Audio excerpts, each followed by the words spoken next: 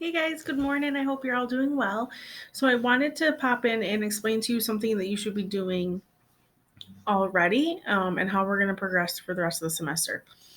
So, you last week I posted this timeline that you see here, and only one or two of you has completed it and turned it in. This timeline is meant to help you plan ahead for the rest of the semester as to what you need to work on every single week. I'm hoping this will make it very clear to you what you need to accomplish. Some of you have done really well keeping up with the major assignments, your research notes, your outline, and your paper, along with the peer review.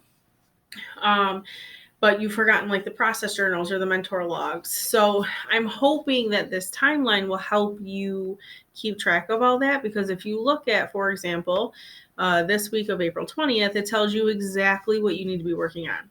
Reach out to your mentor, log it in your mentor log, start working on creating your product, and then what process journal you need to be working on this week due by Friday.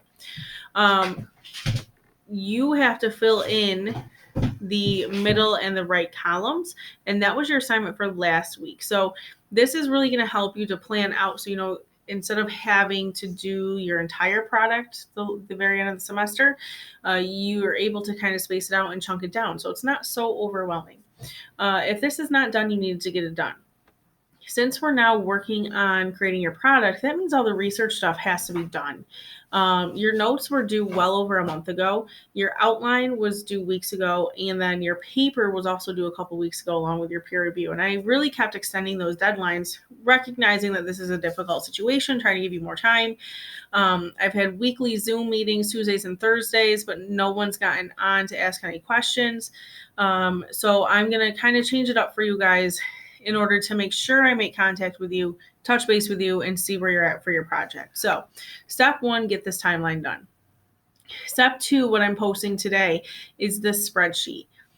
Since no one has checked in with me Tuesdays and Thursdays, and since some of you are so far behind, and also some of you are just confused, and it's kind of confusing to talk back and forth through Google Comments or emails, and sometimes you don't get back on for a few days. So the conversation becomes really disjointed. So that's kind of a tough situation as far as me helping you with your project. So instead, I want you to check in with this spreadsheet each week and sign up to conference with me individually. So let me just kind of explain this to you.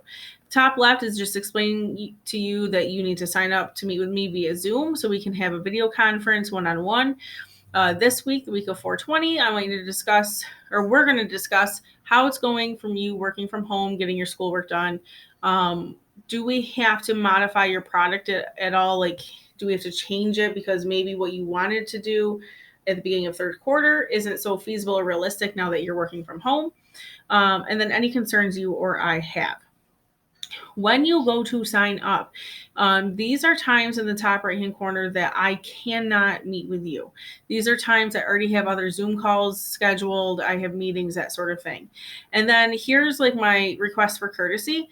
Please schedule before 7 p.m.